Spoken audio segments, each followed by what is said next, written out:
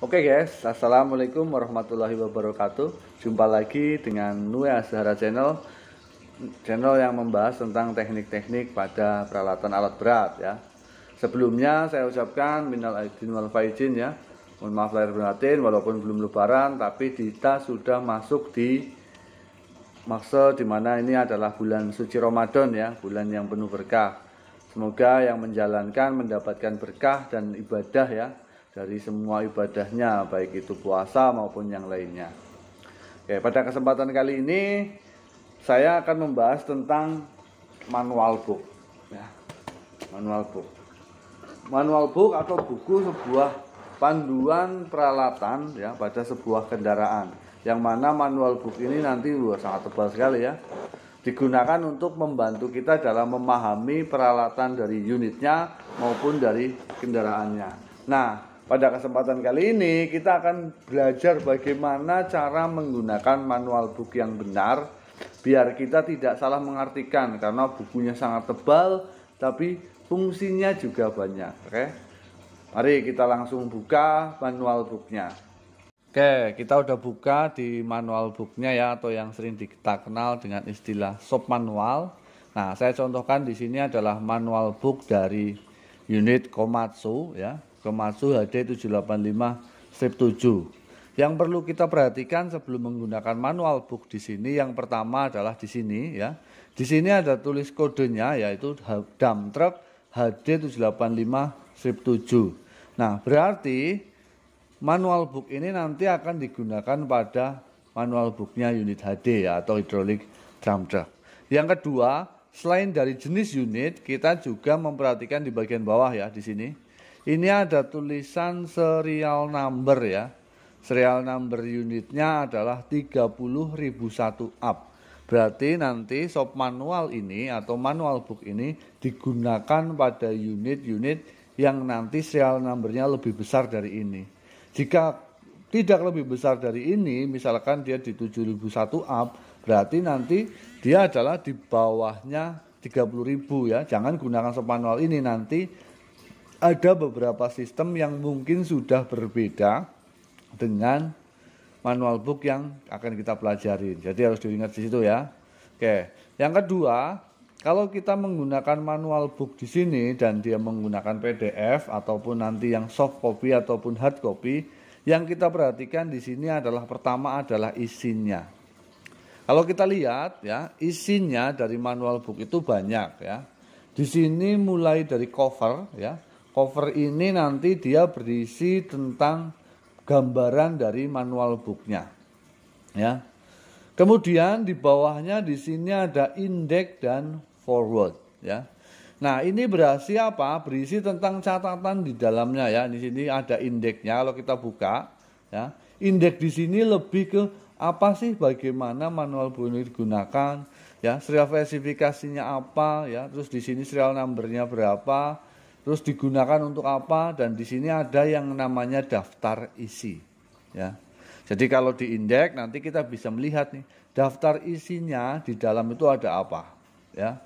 Selain ada indeks, di sini ada forward dan general information ya. Kalau kita buka di sini ada berisi tentang info-info penting ya yang akan kita lakukan. Contohnya apa? Ketika nanti kita melakukan sebuah perbaikan, di sini ada contohnya nih. Saya contohkan di sini adalah how to read the shop manual. Jadi bagaimana kita akan menggunakan si shop manual di sini. Jadi ada istilah-istilah di sini banyak ya. Terus yang kedua, di sini juga nanti ada yang disebut dengan bagaimana menangani elektrik ya di sini. Bagaimana kita akan melakukan sebuah cara melepas konektor, jenis-jenis konektor dan lain-lain. Jadi di indeks dan forward ini nanti berisi tentang daftar isi dan bagaimana menangani sebuah komponen ataupun bagaimana cara melakukan sebuah perbaikan ya, tapi di dasarnya saja atau secara umum ya. Itu ada di indeks dan forward. Yang kedua, di sini ada spesifikasi. Ya, spesifikasi di sini nanti berisi tentang spesifikasi dan technical data. Contohnya di sini ada spesifikasi dari segi unitnya ya. Kalau kita perhatikan di sini, kalau kita gedein, nah ini ada ukuran unitnya, spesifikasi mulai dari berat, tinggi, lebar dan lain-lainnya ya.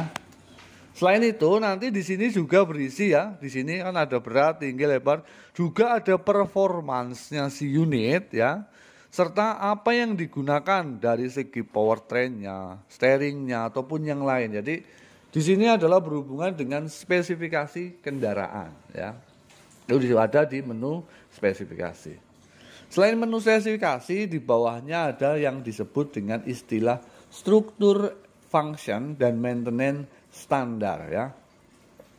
Nah, di sini di struktur function nanti fungsinya adalah bagaimana kita mengetahui komponen dan cara kerja di sebuah unit ya. Jadi di unit itu kan nanti ada komponennya engine, ada transmisi, ada brake dan lain-lain. Nah, untuk mengetahui isinya, cara kerjanya per masing-masing komponen, kita bisa lihat di menu yang namanya struktur and function. Misalkan kita akan pakai di brake system, ya. Di brake system kalau kita buka dagi pecah lagi di dalamnya, ini ada banyak, ya. Nah, misalkan kita pengen tahu brake system, saya pengen tahu cara kerjanya brake valve, ya. Kita klik brake valve di sini, maka nanti akan muncul gambar brake valve yang digunakan. Mulai dari komponen apa saja yang ada di sistem brake valve di sini ya, kalau kita lihat kita gede ini ada komponennya ya. Nomor 1 adalah piston, nomor 2 ada yang namanya rod dan seterusnya. Kemudian kalau kita ke bawahkan lagi lah, kita akan tahu ya ada komponen apa di situ. Ada bagian atas atau upper portion dan bagian bawah. Kemudian kita juga bisa lihat bagaimana cara kerjanya ketika brake ini digunakan atau yang lainnya.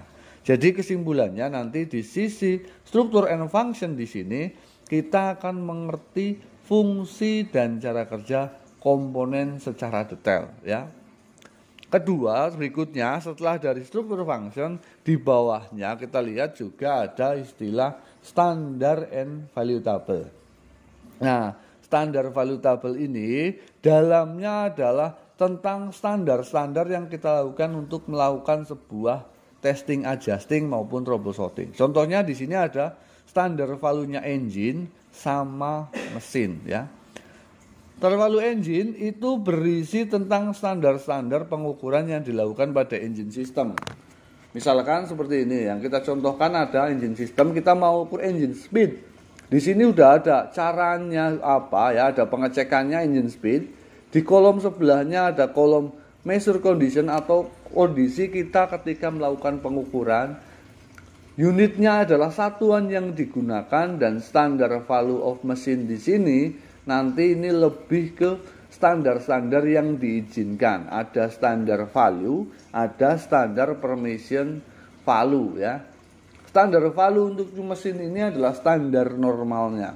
Kalau nanti lebih dari standar, kita bisa menggunakan permissible value. Itu dia ada di engine. Contohnya saya lihat di sini ada exhaust gas temperatur ya, ataupun exhaust temperatur. Kita ngukurnya adalah ketika wheel speed range-nya di ambient temperatur 20 derajat, satuannya adalah kPa atau mmHg, dan di sini adalah nilai tolak ukurnya ya. Dia satuannya adalah derajat Celcius ya, mohon maaf salah ya, dan di sini adalah maksimal dari tekanannya ya. Berarti kalau maksimal nggak boleh lebih dari 700. Nah, kalau lebih dari 700 maksimal perceivable limitnya adalah sampai 750 derajat Celcius saja, tidak boleh lebih ya. Kemudian di standar value mesin di sini nanti berisi tentang apa sih standar value di unit itu sendiri. Kalau tadi di engine itu khusus di engine, kalau mesin ini lebih global ya. Contohnya apa di sini? Ada engine speed dari segi kecepatan ya. Di sini ada dari RPM ya. Terus kalau kita lihat di bawahnya juga nanti di value mesin, ini di sini digunakan untuk di sistem transmisi, standarnya transmisi, standarnya brake, tire ya, dan hidrolik. Jadi keseluruhannya ada di standar value mesin. Kalau engine itu hanya khusus di engine, kalau standar value mesin ini menyeluruh di semua komponen unit ya yang akan kita melakukan pengukuran. Nah, standar value ini nanti kita gunakan untuk ketika kita melakukan testing dan adjusting. Nah, testing adjusting ini nanti berisi tentang bagaimana caranya kita melakukan pengukuran yang terjadi tadi. Setelah tahu prosedurnya tadi, kan kita belum tahu caranya secara detail. Kalau misalkan saya buka di testing adjusting di part 1. Misalkan saya mau mengecek sebuah exhaust gas color ya. Maka caranya kita klik di exhaust gas color di sini. Kalau kita lihat nih. Caranya kita menggunakan ini smoke checker ya. Baru dihisap pakai apa? Nah, di sini ada prosedurnya ya. Apa cara seperti apa yang akan kita lakukan dan bagaimana cara melakukan pengukurannya secara detailnya. Sehingga dengan tahu melakukan cara secara detail, kita bisa mendapatkan hasil maksimal dan dengan cara yang benar. Ini adanya di testing dan adjusting di sini ya. Jadi cara-cara pengukurannya ada di testing adjusting, ada banyak mulai dari part 1 sampai part 5, mulai dari engine sampai elektrik. Nanti bisa dicoba di situ. Kemudian berikutnya di bawahnya ada troubleshooting. Nah, troubleshooting ini nanti fungsinya adalah untuk mengetahui atau cara melakukan troubleshooting pada sebuah kendaraan ya. Tadi kan untuk mengukur nih troubleshooting ini nanti isinya ada banyak ya. Ada troubleshooting by failure code atau bagaimana cara kita melakukan troubleshooting elektrik ketika muncul error kode.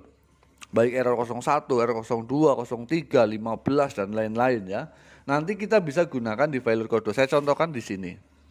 Ketika saya buka di failure code ya, di sini, misalkan saya akan membuka di sisi failure code-nya adalah di sini ada 15 SLC slip 3 ya. Dia berisi tentang failure code yang terjadi pada sistem CLAD ya. Di sini CLAD-nya nomor 3 solenoid ya. Cara membacanya failure code saya udah ada videonya, nanti saya akan tampilkan linknya di deskripsi untuk membantu mempermudah cara pembacaan dari si failure code di sini ya. Kemudian selain failure code di sini di bawah ada sistem electrical system ya, ada troubleshooting electrical system. Bedanya dengan failure code tadi, kalau tadi muncul error code ya di monitor panel, kalau yang electrical system nanti tidak ada error code. Contohnya apa? Engine tidak mau start di sini. Nah, pengukurannya hampir sama, pembacaannya hampir sama dengan failure code, cuman bedanya ini tidak ada error tapi unitnya tidak bisa di start. Nah, kita lakukan pengukuran seperti ini ya. Caranya nanti sama. Berikutnya ada pengukuran dari segi troubleshooting hidrolik atau HAMUD ya. Nah, HAMUD di sini ini lebih kecil berhubungan dengan yang terjadi pada mechanical system ya, tapi di sistem hidrolik. Contohnya apa? Kita buka di sini. Misalkan di sini kita buka di yang punya steering ya. Ketika kita menemukan trouble steering berat ya, setelah kita gedein. Nah, kita apa yang akan dicari? Di sini ada pengukurannya, ada relative information-nya, dan di bawahnya sama seperti tadi. Cuman kita lebih pengukuran apa saja sih yang kita ukur ketika mendapatkan unit ini steering berat ya. Jadi kalau troubleshooting elektrik tadi atau E-mode dia berhubungan dengan elektrikal ya. H-mode ini berhubungan dengan mechanical, dan yang terakhir ada S-mode yang berhubungan dengan engine yang tidak maksimal. Misalkan saya contohkan di sini adalah engine-nya tidak mau start ya, tapi bukan dari segi elektrik, dari segi mekanikalnya ya. Kalau kita lihat di sini ya, di sini ada pengecekannya ya, engine tidak mau start itu atau engine-nya ini tidak mau berputar atau tidak mau running. Nanti di sini ada pengecekannya. Ini juga sama ya, nanti linknya sudah saya tampilkan di sama pembacaan di electrical diagram, cara membacanya di sirkuit ketika terjadi error di mechanical system. Karena kalau saya jelaskan di sini nanti terlalu lama. Oke. Berikutnya, selain troubleshooting, di sini juga digunakan untuk yang namanya assembly dan disassembly atau yang sering kita kenal dengan istilah bongkar pasang komponen. Ini lebih berisi tentang bagaimana kita melakukan remove install komponen secara benar. Misalkan saya contohkan di sini, kita mau remove install brake ya, brake system. Saya mau ngambil brake di bagian front hub. Nah, Di sini ada caranya mulai dari membongkarnya, merilis briknya, sampai melakukan yang namanya pengejasan preload bearing ya. Jadi didetailkan di sini. Cara melakukan remove install atau bongkar komponen secara lengkap itu ada di menu yang disebut dengan assembly dan disassembly komponen ya. Jadi sudah lengkap masuk ini. Kemudian di menu berikutnya ada menu appendix ya. Appendix ini adalah menu tambahan yang ada di unit tersebut. Contohnya di sini ada menu tambahannya adalah AC ya. Kita akan mengetahui testur tembasting dari si AC. Kenapa? Karena di komponen tambahan ini, di appendix ini, dia biasanya tidak terbawa di semua unit HD. Contohnya AC-nya HD ini pakai Sanden. AC-nya HD yang ini dia pakai Denso kompresornya. Atau mungkin AC-nya yang berikutnya nggak pakai AC atau pakai kipas. Makanya appendix ini nanti adalah komponen-komponen tambahan yang ada di unit HD, tapi tidak disesuaikan dengan ada bawaan unit atau dia berdasarkan vendornya ya, atau divendorkan. Yang terakhir ada diagram of drawing. Nah, diagram of drawing di sini nanti fungsinya adalah kita membaca diagram secara elektrikal ataupun secara hidrolik sistem. Nah, misalkan saya buka di hidrolik sistem nih. Kita mau lihat cara kerjanya sistem brake, kita bisa lihat di sini. Nah, di sini ada struktur sirkuit sesuai diagramnya. Cara membacanya sirkuit diagram ini juga saya sudah pernah buka. Sudah pernah membuat videonya, nanti bisa dilihat cara kerja ataupun cara membaca dari si sirkuit diagram berdasarkan simbol-simbolnya ya. Di elektrik juga sama ya. Di sini lebih elektrikal di dalam kabin ini ya, remote. Jadi ketika kita melakukan troubleshooting elektrik dan tidak ada di error code tadi ataupun di electrical code, kita urut satu-satu. Contohnya lampunya mati, berarti kita urut jalur kabelnya. Misalkan di sini ada background clampnya mati, kita urut satu-satu sampai ujung, sampai ketemu. Oke, mungkin itu saja yang dapat saya sharekan untuk hari ini. Jika ada pertanyaan silakan tulis di kolom komentar, dan jangan lupa like, komen, dan subscribe, serta share ke teman-teman yang lain, semoga bisa bermanfaat.